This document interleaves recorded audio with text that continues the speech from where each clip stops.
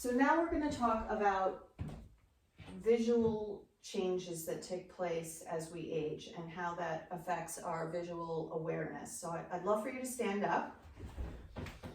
Let's extend our arms out to 180 degrees. So just stretch them to the side.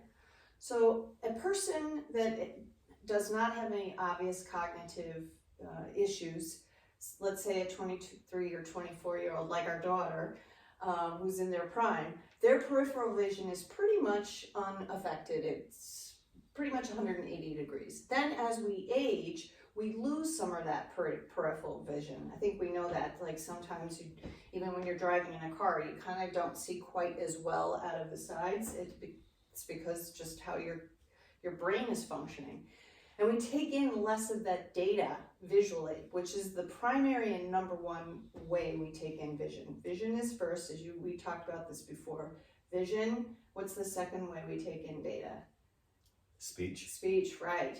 Those are the two primary ones. But for now, we're gonna talk about vision. So someone with dementia loses even more of that range. So let's come in even less from 140. So we go 180 to 140, and then a person with dementia loses probably even to like 120. 180 to 140. Yeah, now you're with someone with dementia. And as a person with dementia, as their disease progresses, it even becomes even more narrow. So I want you to feel what it's like to have that restricted vision. Put on a scuba mask, like you're scuba in the water someplace. So put your hands over your eyes like this. Look around and notice how that feels. Like what you can see. Take it off. How does it differ? It's a very narrow world. I can't see anything, not even 180, not even 140 degrees. Okay. So you feel limited? Very limited. You feel limited. I only can see straight ahead. Okay. All right. So have a seat in the chair. Let's put that scuba mask on. So you're going to be the person living with dementia.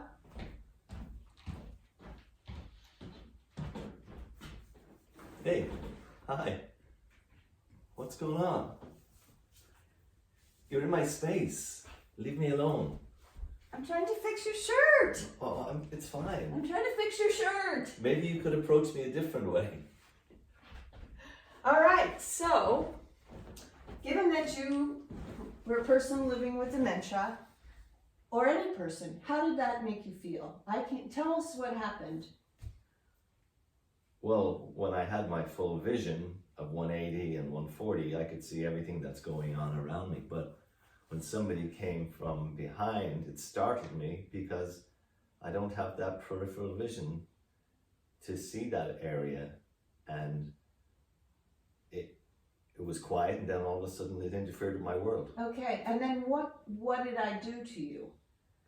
You started fixing my shirt for no reason, without even approaching me and telling me that you were going to do something. Okay, so, and how did that make you feel in that moment, with me approaching you without, as you said, without any notice, and touching you? Very uncomfortable, very defensive, and also anxious. Defensive and anxious, okay. So, why do you think that happened? Just because of my age and situation, I always like to know what's going to happen ahead of time. Okay, so that's a natural reaction. And we tend to refer to those as surprises. So when someone comes up to you unannounced and invades your space without you anticipating, it causes what is known as cortisol to kind of elevate in your system. Are you familiar with cortisol? So that's kind of when you get frightened, when you get startled or frightened, that's cortisol. And you go on alert because your brain has been activated, and it causes you to what we know as fight, flight, or fright. And it can be very traumatic for some people. So in your case, what did you do? What did you do when you... fight and fright. And I did think about flight. What did you do? You pushed me away, right? I was defensively pushing you away. Okay, so there you go. So if you can imagine a person living with dementia, how do you think they would feel if someone approached them just as I did? They would feel the same way. They would feel the same way. There you go. So given that we just kind of figured that out, what would you suggest that how you could approach someone to avoid that type of situation and approach them in a positive way? We're going to try that out now. So let's switch seats, and I'm going to be the person with dementia, and let's see how you would approach me, now knowing how you felt in that situation. Hello, Lynn? Hi. It's Huey O'Malley. How are you? Can I come in? Yes, you can come in. Thank you. Nice to see you again. Hi. Do you remember me? I think so. I was here 2 weeks ago taking care of something for you. But you're kind of scaring me. I feel like you're so big. Why? Well, let me come down to your level. Is that better? Oh, much, much better. That's good. I was wondering if you can help me today. I've got something going on in the kitchen and I need your help to hold some of the pots and pans that we gotta sort out. Would you be able to do that? Sure. Okay, I'm gonna help you stand up and then we're just gonna walk that way towards the kitchen. Okay. Is that good? Sure. All right, well, on a count of 3, we're gonna stand up. I'm just gonna hold your hand a little tighter.